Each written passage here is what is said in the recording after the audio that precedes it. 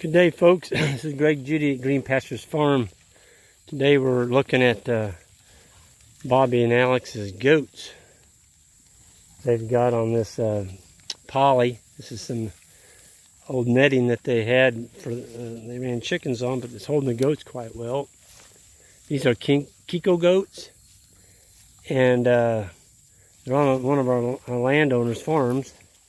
And I just wanted to show you what these goats have done. I've never seen this on a live cedar tree. Look at that. That's Eastern red cedar. Bark's gone. They've ate the bark off of that, and it's August. It's not like it's wintertime. They've stripped the bark off all those cedars. And Eastern red cedar is one of the plants that's trying to take over. It is an invasive. It's not native. I mean, boy, they got their food in front of them over there, and they get on that paddock. Look at that.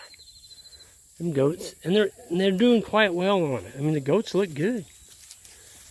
And they got good hair coats on them. They're not skinny, and they're not feeling sorry for themselves. They're in there eating that darn cedar. There's a whole lot of other stuff down in there. You can see the graze line down there. They've taken all the leaves as high as they can reach. Okay? And when they get down to the leaves, then they start chewing on the bark, taking the bark off. So if you want to control brush, boy, I tell you what, Alex and Bobby have the tool here for you. And they're going to be using these to hire out.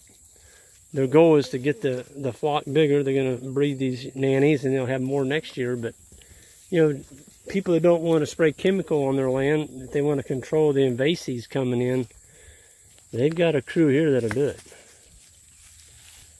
I mean, it's unbelievable. And it's a friendly tool. I mean, they're actually growing meat and controlling brush rather than trying to, spray it out or use mechanical means. Look at that goat. He's climbing up in that cedar.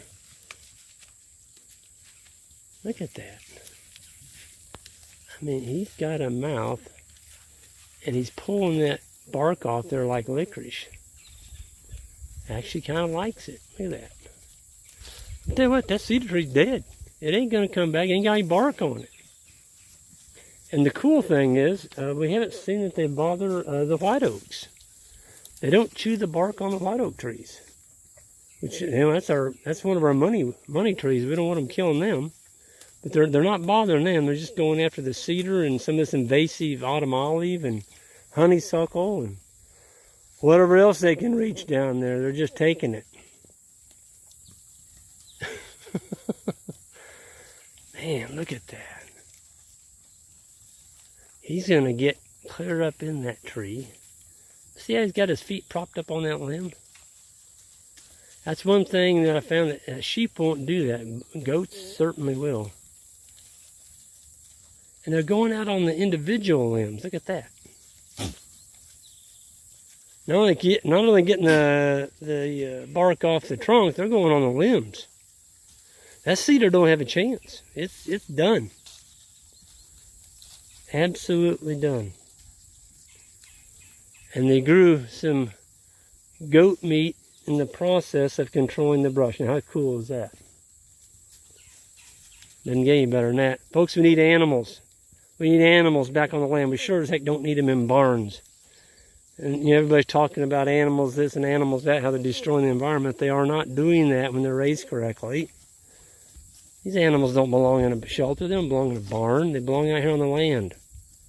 That's why they're healthy. They're not exposed to the manure. You and I were locked up in a barn. We had to live there our whole life and never get moved out. We'd be unhealthy too. These animals are very healthy. Look at that. It's because they're eating brush. That's what they're designed to do. Folks, this is Greg Judy signing off, and everyone have a great day.